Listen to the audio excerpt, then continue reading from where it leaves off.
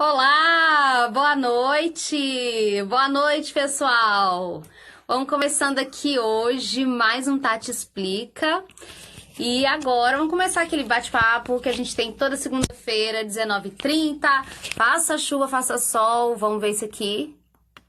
Boa noite, gente. Me dê um feedback aí de como está o som, tá bom? Vão me dando retorno aí de como tá o som pra eu já deixar no jeitinho aqui pra vocês. Boa noite, pessoal. Fala pra mim se o som tá legal. Ah, parece que tá legal aí, ó. Ah, que bacana, gente. Então, ó, tem muita gente que tá curtindo o carnaval e aqui a gente tá curtindo aprender, se desenvolver, conhecer coisas novas, fortalecer, né, aquilo que a gente já conhece, consolidar mais o conhecimento. Ah, o som tá perfeito. Obrigada, gente. Consolidar mais o conhecimento. Então, assim, nós estamos aqui com esse foco e vamos aí, né? Todo mundo pode se divertir também, mas que legal, né? Que a gente tá num grupo aqui diferenciado mesmo, muito bacana. E eu tô muito feliz de estar aqui, porque vocês sabem que pra mim não importa se é feriado, se eu tô viajando, se tá chovendo, se tá com sol. Eu não me importo com isso, né? O que eu me importo é de chegar aqui pra gente compartilhar conhecimento, pra gente se divertir, pra gente aprender coisa nova, porque a gente aprende muito, aguçando a nossa curiosidade, aprendendo coisa nova, isso é muito importante, né? Eu vou começar, gente.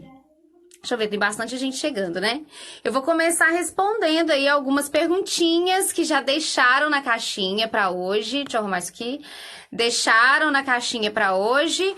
Tô muito animada já pra começar a responder vocês. E aí vocês podem, é lógico, colocar mais perguntinhas aqui pra mim, que aí eu vou respondendo vocês aqui também, tá bom? Que estão aqui ao vivo, lógico, né? Que eu vou respondê-las. Então, deixa eu começar aqui com as primeiras perguntas. Deixa eu ver. Olha uma pessoa que colocou. Ah, pessoal da família Mais PP tá chegando aí. Que bacana, olha. Gente, olha só, uma pessoa perguntou aqui, ó. Dá certo abrir consultório sem pacientes? Olha, dá certo sim, tá? Só que eu acho que é desnecessário se arriscar, se você tem essa dúvida, né?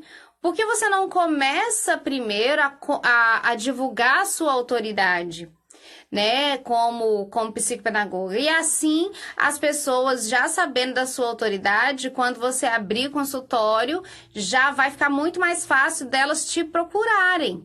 Elas já vão saber quem você é. Agora, se você for uma completa desconhecida, que ninguém sabe o que você faz, ninguém sabe do seu trabalho, você ainda não jogou isso pro mundo, né? Não compartilhou o que você sabe ainda. Pode ser que isso demore um tempinho. Então, já começa, né? Se você ainda não tem... É lógico que muitas pessoas sabem que vão abrir um negócio e que a gente tem que ver isso como um negócio, tá? Que vão abrir um negócio e que vão demorar um tempo para ter o lucro e tal, tudo bem. Mas você já pode começar um passinho à frente. Então, já divulgue antes de você começar aí, antes de você abrir o consultório, já vai construindo autoridade. Porque, inclusive, quando você está construindo autoridade, as pessoas começam a te pedir, faz atendimento, atende, você não faz atendimento, não sei o quê. As pessoas vão começar a te pedir. Então, olha só como que você vai estar um passo à frente. Vale muito a pena fazer assim, pensar dessa forma. Então, eu recomendo que vocês façam isso, tá, gente? Que vocês pode abrir sem ter os pacientes e fazer esse trabalho de construir a autoridade, os pacientes começarem a vir. Lógico que podem, não há impedimento nenhum. Mas aí, para não começar com essa dúvida no seu coração, já vai construindo a autoridade. E aí, quando você abrir o seu consultório, você já tem autoridade, já tem muita mais possibilidade de ter clientes lá para você atender, tá bom? Então, vamos lá, que eu vou pegar outras perguntinhas aqui, tá, gente? Lá, Bloco da Família Mais PP na Avenida do Aprendizado. Isso mesmo, Marimércia, que legal, gente. Muito bacana. Ó, vou pegar outra perguntinha aqui, gente.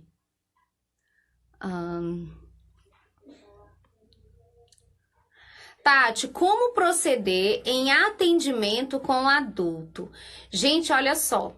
o nosso objeto de estudo, de trabalho, é a aprendizagem.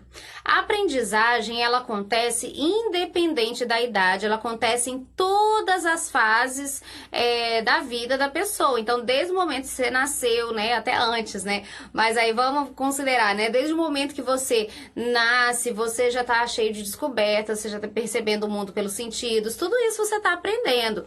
E à medida que o tempo vai passando, essa habilidade, você vai treinando muito mais ainda essa sua habilidade da aprendizagem, tá bom? Então, com o passar do tempo, espera-se que você já tenha aprendido a aprender, né? O que acontece com os adultos é que muitas vezes eles nos procuram porque não aprenderam a estudar ou porque tem uma possibilidade mesmo de algum transtorno, seja de aprendizagem ou de atenção, alguma possibilidade desse tipo, né? Ou sentem que não estão aprendendo por algum motivo. E aí, gente, o procedimento não é diferente do procedimento de uma criança. O que diferencia não é o procedimento em si, porque a gente já sabe como funciona o processo de aprendizagem, a gente avalia esse processo de aprendizagem se ele está se dando da forma correta. Mas a gente muda a temática, tá? Porque a gente não vai conversar com um adulto como se a gente estivesse conversando com uma criança, até porque como a gente já sabe, como a gente sabe, essa pessoa já possui uma maturidade cognitiva para entender, para fazer inferência, para outras coisas. Então, se eu quiser pegar para ver como que tá a leitura dessa pessoa, por exemplo, só um pontinho que eu tô citando aqui, né? Vamos supor que a gente vai avaliar como que tá a leitura, né? Interpretação, esse tipo de coisa. A gente avalia em adulto também. Só que eu não vou pegar, sei lá, um livrinho do Patinho Feio. Entendeu? Não tem uma lógica. Eu posso pegar uma reportagem, eu posso pegar uma crônica de jornal, uma crônica de revista, algo desse tipo. Por quê? Porque a linguagem, a temática, ela precisa estar adequada à idade, à capacidade cognitiva da pessoa já, porque ela já tem maturidade cognitiva, né? O pessoal que estuda Piaget aí sabe que a partir dali dos 12, 13 anos, a pessoa já está no lógico formal, ela já consegue fazer as inferências, ela já consegue jogar com diversas informações diferentes, né? Fazer intercepção de várias interseção de várias informações, cruzar essas informações, então a pessoa já tem essa capacidade. É o que se espera. E aí, se por acaso, né, isso não estiver acontecendo, a gente vai andando um passinho para trás e descobrindo o motivo das coisas. Então, assim, a gente tem que buscar sempre ver pelo simples, né? Busque ver sempre pelo mais simples. Você não pode pensar que você avalia a criança, você tem que pensar que você avalia o processo de aprendizagem, independente da idade. E aí, a depender da idade, você modifica aí a temática, né? E faz um trabalho nesse sentido de adequar ao público que você está falando. Você vai adequar a sua comunicação ali, tá bom? Então, eu não gosto de ver as coisas com um olhar, assim, que torna as coisas mais complexas, né? Eu gosto de ver sempre pelo mais simples, porque é assim que a gente tem mais resultados, tá? Teve gente aqui do Telegram perguntando, ó, deixa eu achar aqui. Ah lá, hashtag estou no Telegram, deixa eu ver aqui. Pessoal do Telegram. Ai, gente, eu vi que alguém tava no Telegram. Qual a diferença entre dificuldade de aprendizagem escolar e transtornos de aprendizagem? Excelente pergunta. Olha só. Dificuldade de aprendizagem é quando, por algum motivo, independente de qual motivo, eu tenho alguma barreira para aprender, eu não estou conseguindo aprender alguma coisa. Essa dificuldade de aprendizagem, ela pode ser causada por vários fatores. Então, olha, muitas vezes eu posso estar muito ansiosa. E quando eu estou muito ansiosa, a minha mente está pensando naquela questão que está me gerando essa ansiedade, né? Então, sei lá, eu vou fazer uma viagem, eu tô muito empolgada, muito animada para fazer essa viagem, tô ansiosa por conta dessa viagem e a minha cabeça tá nessa viagem. E aí, eu pego o livro aqui da Maria Lúcia Vaz, inclusive, e começo a estudar aqui, mas a minha cabeça tá lá, na viagem. Então, olha só, eu não estou aprendendo o que tá escrito nesse livro aqui. Eu não tenho um transtorno de aprendizagem, eu simplesmente estou ansiosa, minha cabeça não tá nisso agora. A mesma coisa, olha, se eu tiver com depressão, muitas vezes eu não vou aprender também. Se eu tiver com algum problema de saúde, né, alguma verminose, eu vou estar muito mais lenta. A gente sabe que a verminose torna ela diminui a nossa capacidade, a velocidade de processamento das informações. Então, posso estar com dificuldade de aprendizagem por causa disso. Se por acaso a minha professora da alfabetização não utilizou métodos adequados comigo e agora eu já estou lá no 3º, no 4º ano e estou com dificuldade na leitura.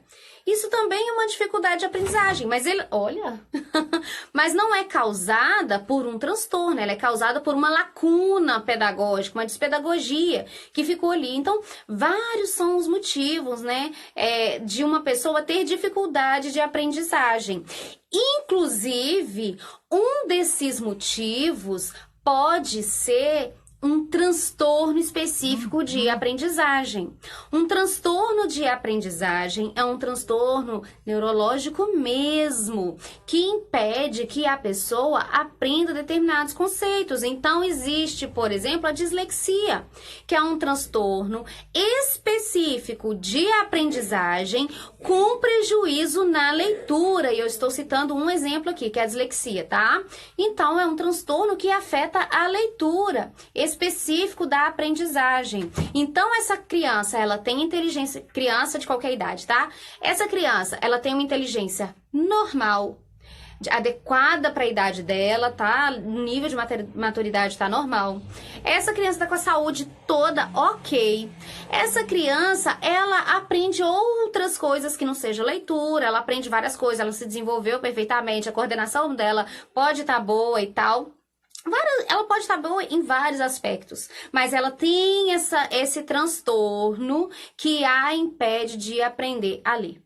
Impede ou dificulta muito. Então, olha só, a causa aí não é uma causa emocional.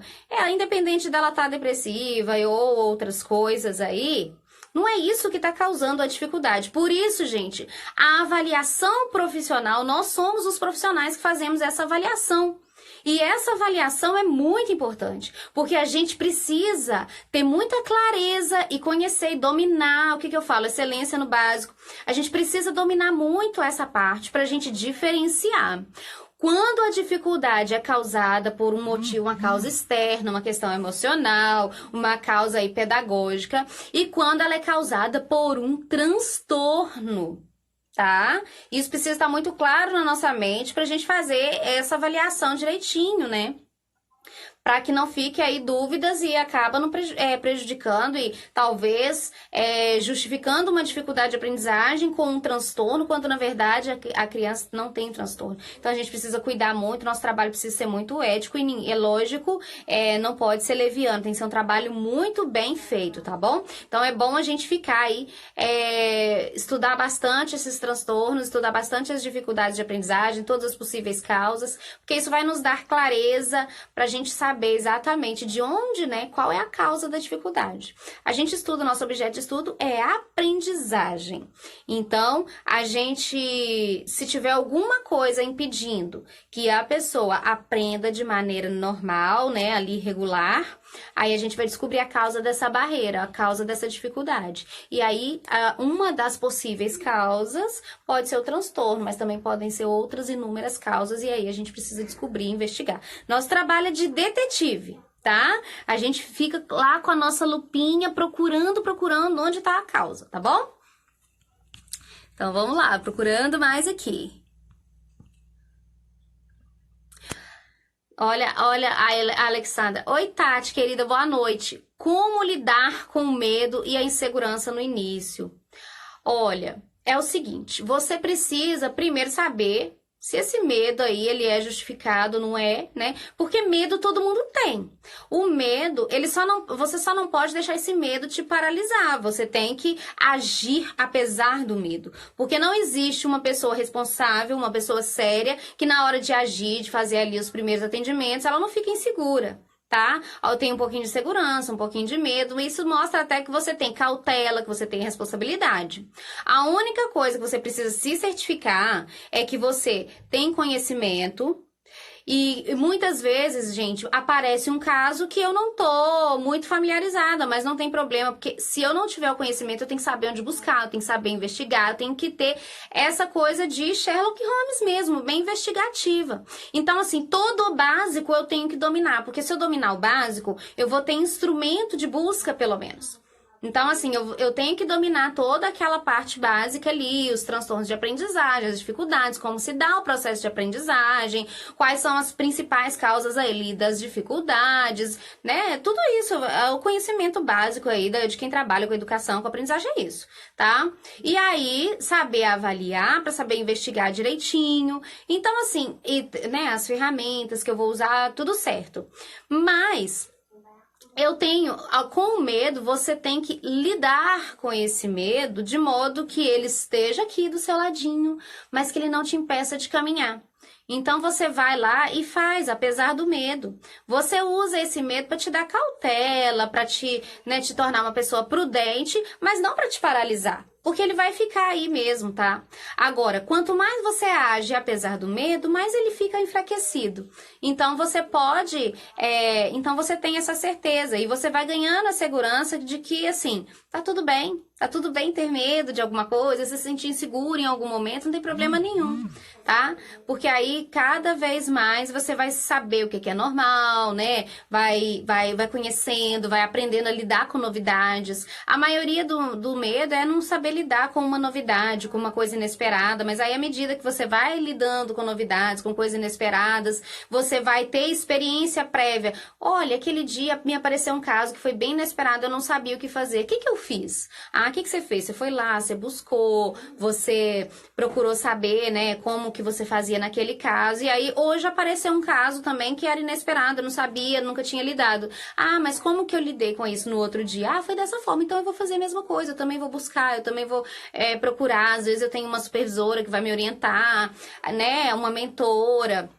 E isso aí é muito legal, tá bom? Então você só tem que ter a segurança de saber o básico e buscar o que você não sabe, tá? Porque ninguém sabe tudo, gente. Ninguém domina tudo, tá? Mas a gente precisa ter a segurança de saber onde buscar. E ter a segurança de saber onde buscar é muito bom, tá? Então, assim, é lidar com ele, deixar ele do seu ladinho, mas não deixar que ele te impeça de caminhar, tá bom?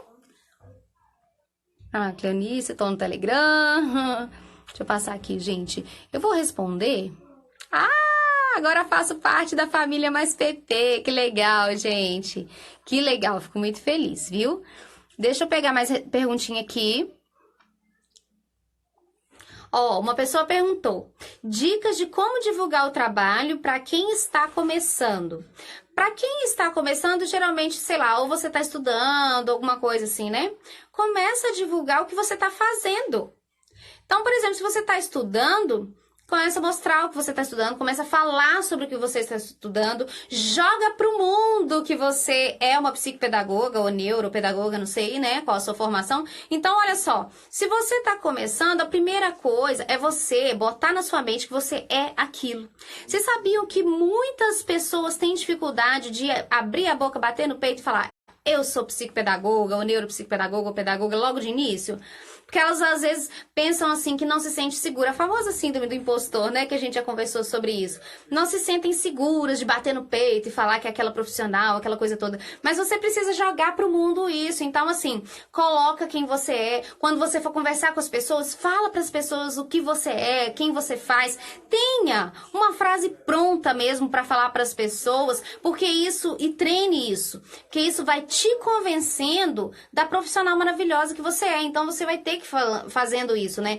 E aí, é lógico, você vai cada vez mais passando segurança, seja online ou offline, né? Porque a gente pode até, gente, fazer a divulgação online, mas o nosso trabalho acontece offline, não é verdade? Então, assim, a divulgação boca a boca, ela é um fenômeno, assim, que pode existir a tecnologia que for, mas como a nossa vida, ela acontece offline, vocês não duvidem nunca dessa divulgação boca a boca. Então, quanto mais você conversar com as pessoas, você falar sobre esse assunto, você se expor, né? Então, você se expõe nas redes sociais, como essa profissional maravilhosa que você é, tudo isso, as pessoas vão saber. Então, assim, divulga o que você está estudando, os livros que você está lendo, os assuntos os seus pensamentos, as coisas que você faz, tudo isso. E por que eu falo o que você estuda, o que você faz, o que você pensa? Porque isso te dá autenticidade, isso vai te fazendo uma pessoa única. Os livros que você lê não são... Eu não li todos que você lê, né? Nem você lê todos que eu leio. E aí essas coisas vão te fazendo diferente, vão te fazendo... tendo características especiais, né? E aí as pessoas vão começar a te procurar pela afinidade, né? Que elas têm com isso que você faz, tá bom? Então, a primeira coisa que eu aconselho é isso, joga pro mundo, tá? Joga pro mundo, que aí vai aparecendo. Olha lá, ó, faz parte da família Mais PP agora, que legal, gente. Boa noite, gente. Tem um monte de gente que deu boa noite aqui, eu não falei, né? Mas sintam-se aí cumprimentadas, tá bom? Eu vou sempre mexendo aqui, eu sempre dou uma travadinha aqui no... Ó, peraí, deixa eu só ver aqui, porque tinha perguntinhas aqui, eu não quero pular muitas. Ah, teve gente que escreveu aqui, uma pessoa que eu já respondi, que é como proceder no atendimento com adulto. Deixa eu ver que pergunta. Para montar um consultório psicopedagógico, precisa de documentação, alvará, você precisa obedecer às regras da sua cidade, tá? Se você vai montar um consultório, muito provavelmente você vai precisar de um alvará de funcionamento, né? Vai ter que ver todas essas questões aí, alvará sanitário. Aí, o que você faz? Muito provavelmente, na prefeitura aí da sua cidade, tem um setor responsável por isso, alvará. E eles, quando você vai lá, eles vão te dar todas as informações, vão te passar todas as informações que você precisa. E aí você vai trabalhar com isso, tá? Então, assim, geralmente esse alvará de funcionamento... eu não sei se tem o dos bombeiros, porque cada município, gente, tem alguma coisa de diferente, tá? Tem um dos bombeiros, o alvará sanitário, esse tipo de coisa, tá bom? Mas isso é para qualquer comércio, qualquer estabelecimento. Se você tiver um salão de beleza, você tem que fazer isso. Se você tiver um consultório, qualquer empreendimento ali que você vai fazer, você vai precisar disso, tá bom? Agora, é lógico, se você atende no domicílio, aí você não vai precisar, tá? Então, é isso. Opa, deixa eu achar mais perguntinhas aqui. Ó, como identificar o teste certo para fazer? Tô começando agora, tenho medo de errar a testagem. Olha só, primeira coisa.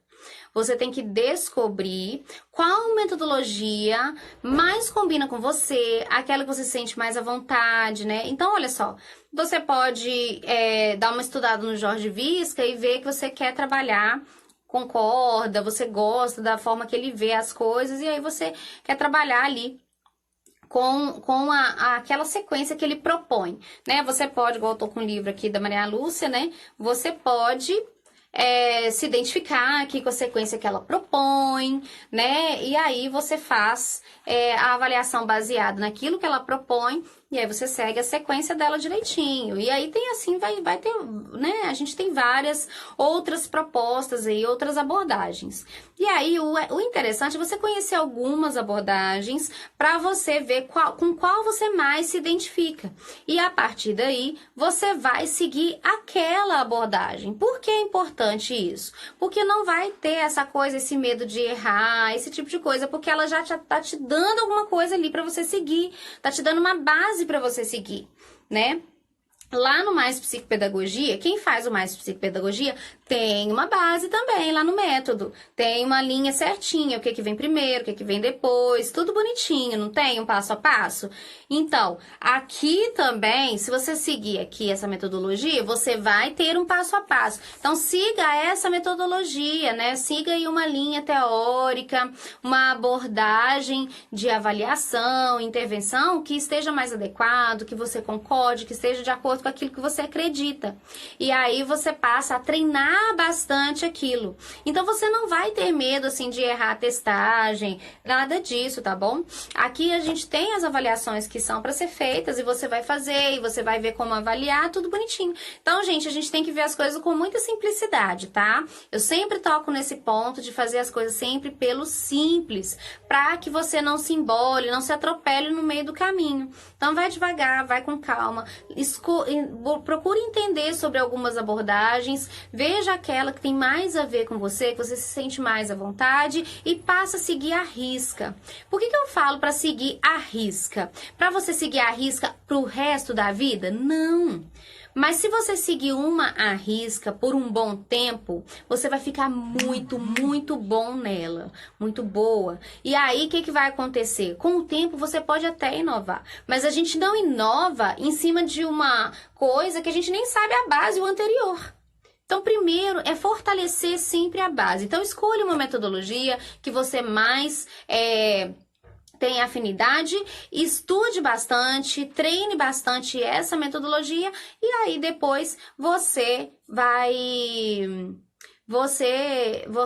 depois que você já torna craque naquela, você passa para outra coisa, tá bom? Se quiser, né? Se quiser, pode se sentir muito confortável e permanecer na mesma, lógico. Vamos lá.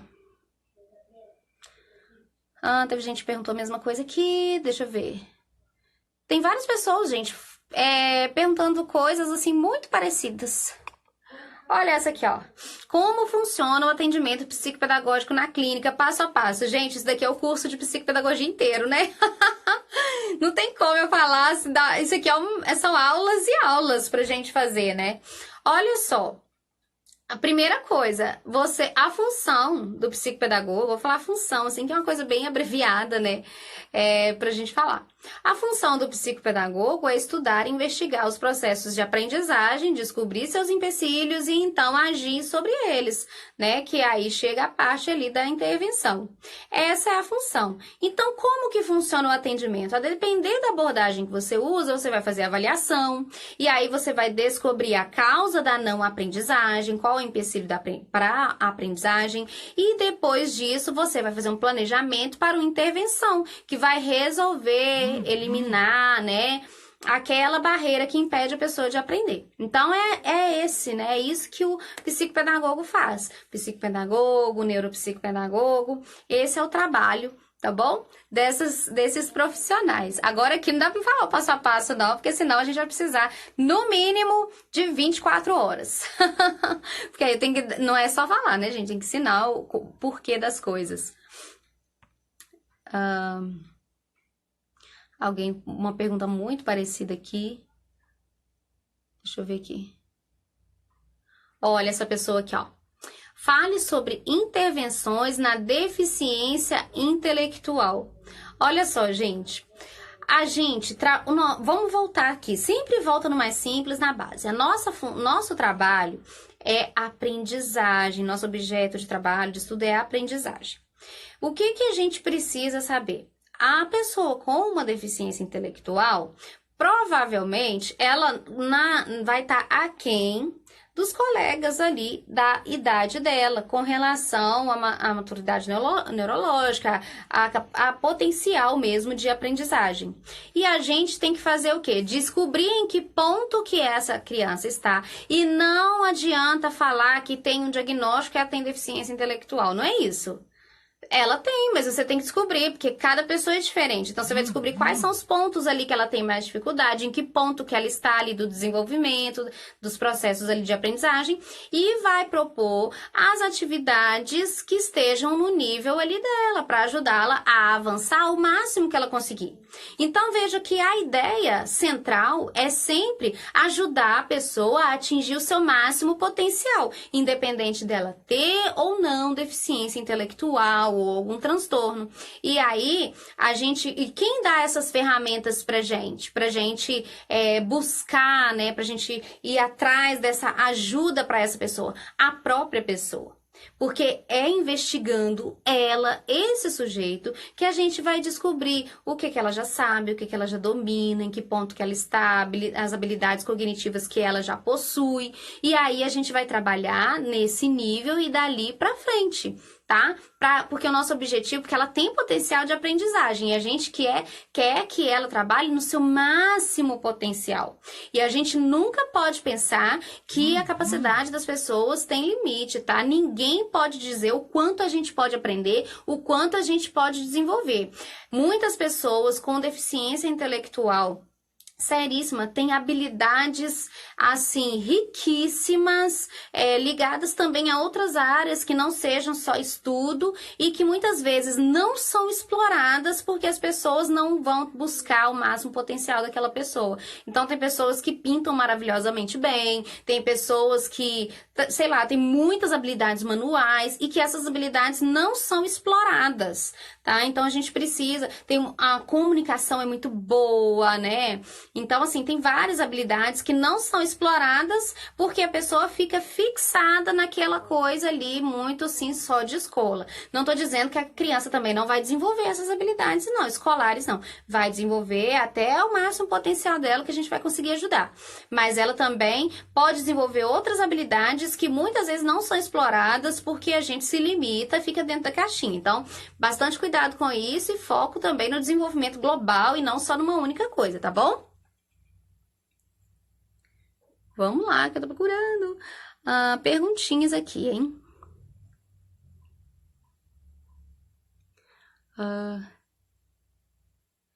Tati, sempre ouvi falar que a dislexia é um transtorno de aprendizagem. Semana passada eu comprei um curso de uma psicopedagoga. Nesse curso ela fala o tempo todo que a dislexia nunca foi um transtorno. Peraí. Nunca foi um transtorno de aprendizagem. O que você tem a falar sobre isso? Olha, o que eu tenho a falar não é o que eu tenho a falar, gente. Eu posso me gabar de falar isso porque não sou eu que estou falando. É um manual, que a gente segue, que é o DSM, tá? O DSM fala que a dislexia é um transtorno de aprendizagem, um transtorno específico de aprendizagem com prejuízo na leitura.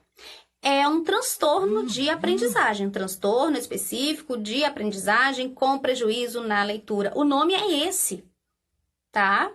O nome é esse. E tem algumas pessoas que falam lá, dislexia do desenvolvimento, usam isso, né? Essa forma. Então, assim, porque atinge, assim, né, o desenvolvimento ali da parte da comunicação da criança e tal.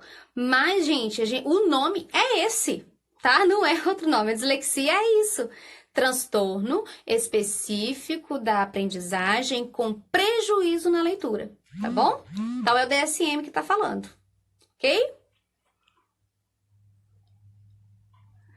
Tati, eu ouvi falar que existe uma avaliação específica para TEA, é verdade? É, sim, tá? As pessoas que trabalham com TEA, transtorno específico de aprendizagem, transtorno do espectro do autismo, elas trabalham com avaliações específicas para a TEA.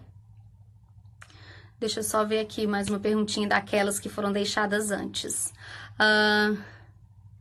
Alguém colocou: quero abrir meu consultório na minha casa, estou com um pouco de medo. É normal, super normal. Tudo que você for fazer na sua vida que é novidade é normal. Se você não souber andar de bicicleta, for subir na bicicleta ali, você vai ficar com medo de cair, não vai? Normal. Tudo é normal, tá? Novidade para o ser humano é normal. Tudo que é novidade é normal. Por isso que quando é difícil para as pessoas pensar fora da caixinha. Por quê? Porque quando... Gente, tô com medo da hora aqui. É difícil para as pessoas pensar fora da caixinha. Porque quando as pessoas começam a pensar coisas diferente do que o pessoal da minha família pensa, do que os meus amigos pensam, aí ela já fica assim, com o medo, tem o medo de dar errado, o medo de fazer diferente, né? E aí, mas isso é tudo normal. E só que se a gente quiser, gente, resultados diferentes, outros resultados pra gente, né? Se a gente quiser avançar, a gente tem que fazer o quê? Diferente do que a gente fez antes. Então, se você quer ter um consultório, você não tem, e agora, a partir de agora, você quer ter, você vai sentir medo, porque você não tinha. É uma novidade para você. Então, novidades geram medo na gente, porque a gente tem medo do desconhecido. Mas a gente tem que conviver com o medo e ir lá e fazer mesmo assim, Porque o medo não vai deixar de existir. Toda vez que você fazer uma coisa que é nova, você for fazer uma coisa que é nova, você vai sentir medo e isso é normal do ser humano. Então, super normal, vai com tudo, super apoio, tá bom? Deixa eu ver se tem mais perguntinha aqui. Deixa eu ver. Tati, explica o que é supervisão e monitoramento. Não deve ser monitoramento, deve ser mentoria, tá? Que você falou, deve ter escrito digitado, corrigido ali o corretor, né? Supervisão é quando você tem um acompanhamento e orientação de um profissional bem mais experiente que você, e ele vai te orientar na parte clínica, na parte específica do seu trabalho ali mesmo, tá? Na prática mesmo psicopedagógica. Então, esse é o profissional que vai te ajudar, é o profissional que vai te ajudar, vai te orientar na supervisão. A mentoria, ele te apoia, não só é um profissional também, com mais experiência que você, e que ele te apoia não somente na parte clínica, da qual ele certamente também tem muita experiência, mas ele tem algumas habilidades. E aí você tem que observar essas habilidades no seu mentor. Ele tem algumas habilidades que você quer desenvolver. Então, se ele conseguiu alcançar sucesso na carreira, ele vai te mentorar e te orientar com estratégias para que você também consiga esse sucesso. Seja na divulgação do seu trabalho, na implementação do seu consultório, né, em como você vai agir, em vários aspectos. Então, ele não vai só trabalhar a parte clínica ali, psicopedagógica, não. O mentor, ele vai te orientar em aspectos gerais da carreira, tá bom? E aí, ele vai, por exemplo, eu quando trabalho com mentoria, eu gosto de orientar muito sobre construção de autoridade, né? Por quê? Porque eu trabalhei isso em mim. E em mim deu muito resultado. Então, quando eu mentoro, eu trabalho muito a construção de autoridade. E aí, quando você procura um mentor, você procura um mentor para que ele te oriente em aspectos que ele domina e que você, né, quer se aperfeiçoar também, tá? E não só na parte aí clínica. Deixa eu ver aqui. Tem aqui, gente, perguntas que são bem repetidas. A criança sai da avaliação já com relatório. E como dar continuidade com a supervisão? Não deve ser com a supervisão, vai ser com o acompanhamento aí psicopedagógico, a intervenção, né? A sua intervenção, ela é planejada baseada na avaliação. Na avaliação, você vai descobrir o que impede essa pessoa de aprender. Qual é a barreira que ela tem com relação à aprendizagem. Na intervenção, você vai planejar estratégias para que essa barreira seja quebrada, seja derrubada. Tá? Então, esse é o objetivo da intervenção. Eu tô corrigindo a palavra aqui porque eu imagino que seja isso, tá bom? Mas, se for, imagino que seja essa pergunta mesmo. Vamos ver aqui. Olha que legal. Qual a idade mínima para atendimento psicopedagógico? Gente, não existe idade mínima.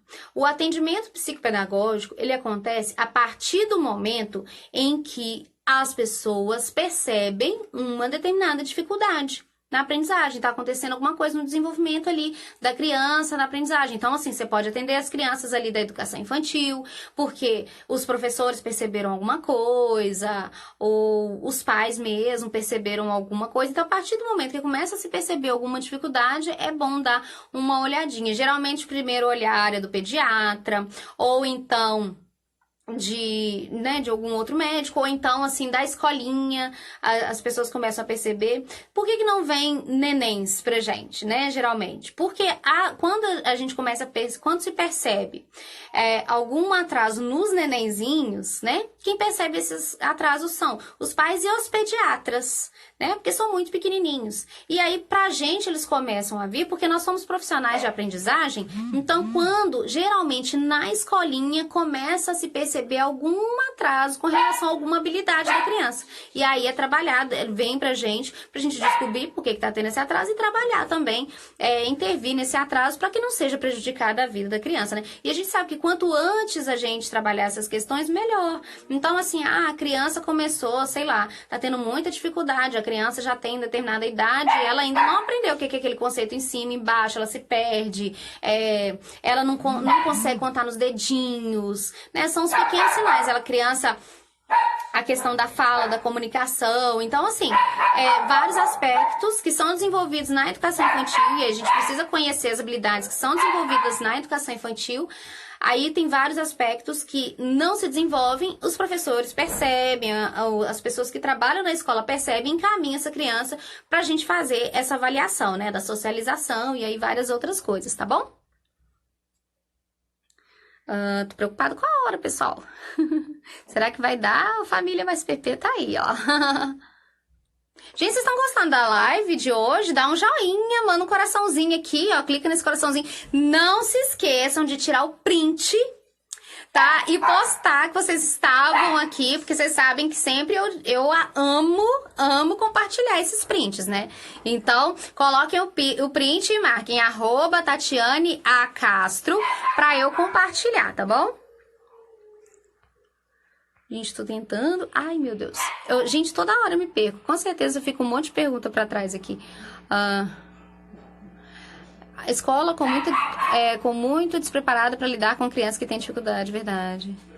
Perfeito, querida. Muito obrigada. Você é uma mentora de excelência. Obrigada, Alexandra. Tati, boa noite. Existe a possibilidade de um aluno ter dificuldade, sintomas da dislexia, mas, na verdade, uma lacuna na aprendizagem? Gente, olha só. Olha a pergunta aqui. Tati... Boa noite. Existe possibilidade do aluno ter dificuldades, sintomas da dislexia, mas na verdade uma lacuna na aprendizagem? Obrigada. Gente, existe, tá? Só que aí, um bom profissional, ele vai perceber de onde estão vindo essas dificuldades. Vai ser feita a avaliação e aí com a avaliação a gente consegue saber se essa dificuldade ela é proveniente do transtorno ou de uma lacuna aí pedagógica, tá bom? É por isso a importância do profissional, porque muitas vezes, gente, tem criança sendo diagnosticada erroneamente por conta disso, tá? Então a gente precisa fazer uma avaliação muito cautelosa, tá bom? Principalmente dislexia. Tem crianças, eu recebo perguntas, né? Então, tem crianças que as pessoas me mandam, falam assim, olha, Tati, como que eu faço para intervir com uma criança de 6 anos disléxica? Gente, uma criança de 6 anos, ela ainda não recebeu o diagnóstico de dislexia. Inclusive, ela nem concluiu, ela não passou pelo processo de alfabetização todo. Como que eu vou falar que essa criança tem dislexia? Então, assim, a gente precisa trabalhar bastante isso, né? Então, assim, existe essa possibilidade sim, tá bom? Da criança ter uma dificuldade, uma lacuna aí que é proveniente uma dificuldade que é proveniente da lacuna e não de um transtorno. Mas aí tem uma diferença. Você vai intervir, isso daí vai resolver, acabou-se. Pronto, tá? Mas se ela tiver o transtorno não vai embora não, tá bom? Olha lá, estou muito feliz fazendo parte da família Mais PP. Que legal, gente. Que legal. Essa turma nova tá 10, hein? Vamos lá. Boa noite, boa noite. Se o consultório for na minha casa, eu não sei em relação a qual pergunta, mas ótimo. Se o consultório for na sua casa, ótimo. Eu recomendo. Fui à prefeitura, tirei o alvará. Agora eu tô esperando liberar e trazer o boleto. Que coisa boa. Parabéns. Isso aí. Gente, deixa eu ver aqui. A Jane chegou. Preciso ter algum registro para trabalhar como psicopedagoga na escola e como ficaria o carimbo? Não precisa ter registro nenhum, né? Você só escreve lá que você é psicopedagoga e tal e bota lá o seu nome completo, né? Ou se você é pedagoga também, não tem nada a registrar em nada não, tá? É opcional você se associar, né, a BPP ou algum sindicato, tudo isso é opcional. Para você trabalhar como psicopedagoga, você precisa ter formação em psicopedagogia somente. Você pode deixar dicas de livros? Olha, Verusca, eu vou te dar uma dica aqui de muitos livros, tá? Vai lá, quando acabar a live aqui, dá uma ida lá no YouTube que na playlist dos aulões de quinta, que você vai encontrar um aulão que tem mais de 1h30, onde eu indiquei uma pilha imensa de livro.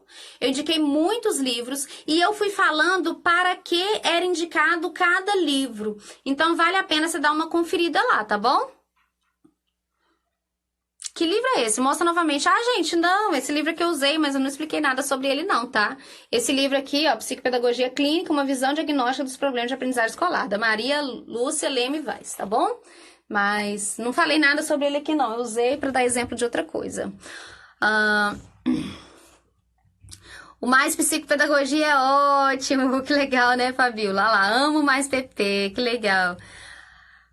Tati, como avaliar adolescente de 12, 13 anos em grupo? Gente, atendimento clínico, ele não é em grupo, tá? Avaliar, a gente avalia individualmente.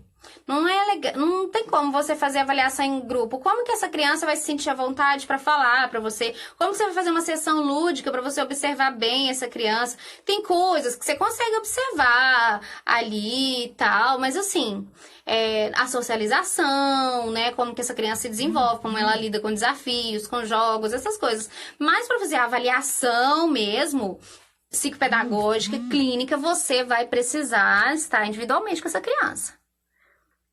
Ah, tô gostando muito mais PP, que legal, Gil, eu tô muito feliz.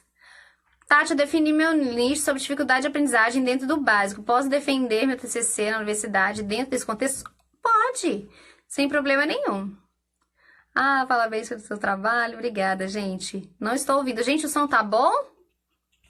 Vê aí se o som tá legal pra vocês, tá?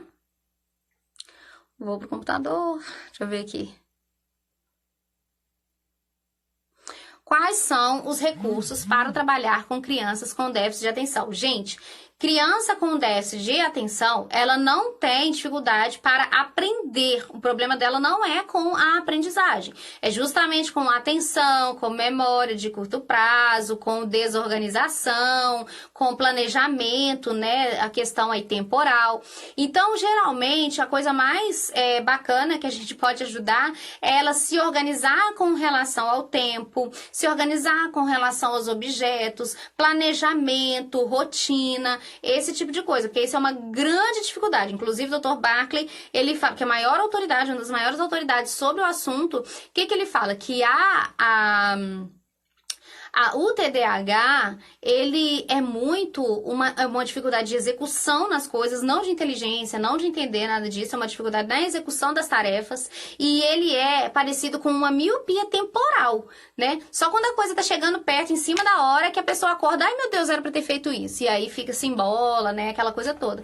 Então, assim, bastante cuidado. Então, os recursos são esses, né? Você vai, as atividades, são as mesmas atividades, você vai só trabalhar aí para que talvez dividir as tarefas, para não ter que fazer uma tarefa muito longa e essa pessoa não ficar entediada e não conseguir fazer, né? Então, dividir as tarefinhas, silêncio, pouco estímulo no ambiente, porque ela já se distrai facilmente, né? Se você colocar muito estímulo, piorou. Então, aí, são várias... tudo para trabalhar essas habilidades que eu falei, tá? Psicopedagogo institucional pode aplicar o questionário para levantar a hipótese TDAH? Pode, né? Mas ele vai aplicar, assim, de forma geral ali na escola, né? Porque a questão, o psicopedagogo institucional, ele trabalha os processos da instituição. Caso ele precise fazer algum tipo de avaliação que seja individual, ele encaminha para o clínico, tá bom? A função dele não é fazer o acompanhamento individual, né? De cada um ali, é da instituição.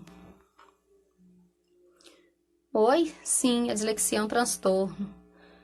Dislexia tá no DSM-5, tá assim, viu? Tem gente falando que não tá ouvindo, gente.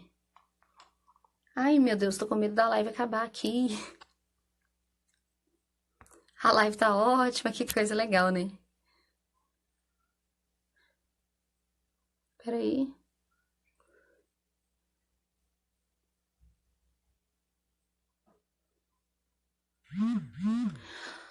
Como se dá o processo de intervenção psicopedagógica dentro do ambiente escolar? Cita exemplo, por favor. Esse profissional só observa ou intervém com esse aluno? Estão no Telegram.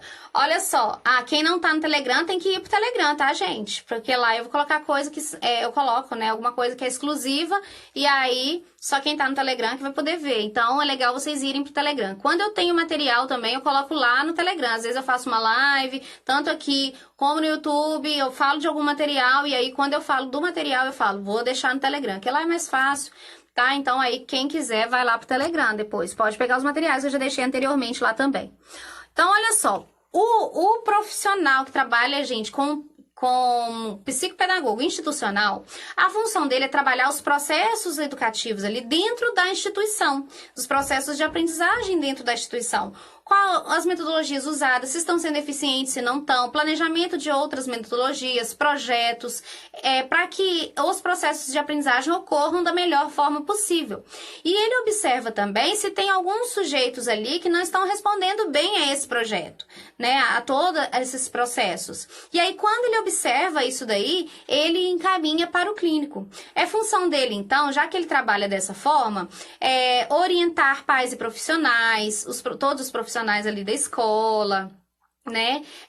E trabalhar com todas essas orientações também, tá? Dos profissionais. Então, isso é muito bacana, vale muito a pena trabalhar para quem gosta de trabalhar assim em ambiente institucional, né? Vale muito a pena se aprofundar, tá? Porque dá muito embasamento, você conhece todos os transtornos, você consegue identificar melhor as possíveis causas, né? De alguma coisa não tá indo bem ali, então é muito legal.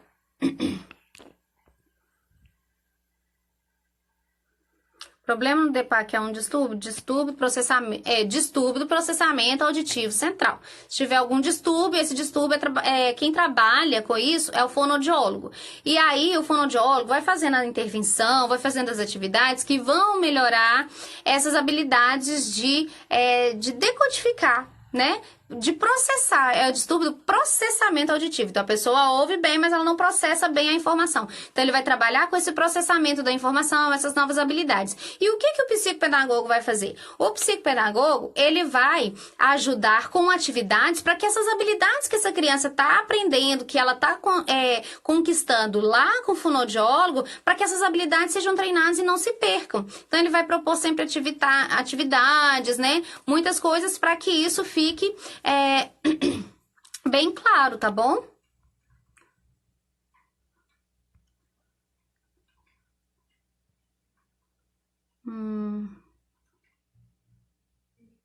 Tem gente que tá repetindo a pergunta, deixa eu ver.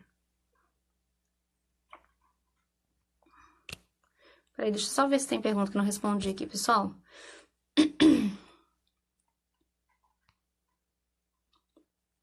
Você usa maleta de avaliação de Jean Piaget? As provas piagetianas eu uso. Nem vou colocar essa pergunta aqui não, tá? Eu uso as provas piagetianas. Por quê? O objetivo das provas piagetianas é saber qual estágio cognitivo que a criança está, né? E eu acho que é uma das melhores ferramentas pra gente saber. Então, eu uso sim, tá bom? Dicas de livros aí eu falei pra vocês. Eu acho que eu já, né? Vai dar... qual livro do Jorge Visca você tá... gente, peraí, deixa eu ver se eu lembro. Eu não lembro, mas você vai achar facilmente. É psicopedagógico, clínico, não sei o que lá. Mas você vai achar facilmente do Jorge Visca, tá bom? Gente, tá todo mundo ouvindo? Porque tem uma pessoa aqui falando que não tá ouvindo. Deixa eu ver. Eu agora à tarde estudei os vídeos da Família Mais PP. E agora eu estudo com a Tati ao vivo. Isso aí, ó. A Laís, o dog tá bravo mesmo, tá latindo aqui. Ai, gente, eu tô com medo de não dar tempo de responder tudo, tá? O que devo trabalhar para desenvolver autonomia e liderança em grupo de meninas? O que devo trabalhar para desenvolver autonomia e liderança em grupo de meninas? Distribuição de tarefas, trabalho em equipe, colocar tarefas, distribuir essas tarefas. Quando uma pessoa não cumpre uma tarefa, a outra pessoa fica prejudicada porque ela precisa daquela tarefa pronta para seguir com o trabalho. Então, a gente conta com a autonomia daquela primeira para que a segunda consiga prosseguir com o seu trabalho e assim por diante, tá? Então, assim, a distribuição de tarefas, a responsabilidade, né, o comprometimento com o desenvolvimento dessa tarefa, e a gente precisa trabalhar esse tipo de coisa, tá bom? Então, a gente sempre trabalha com tarefas mesmo. Tem gente que repetiu a minha pergunta várias vezes, não adianta, gente, porque... Aqui, ó.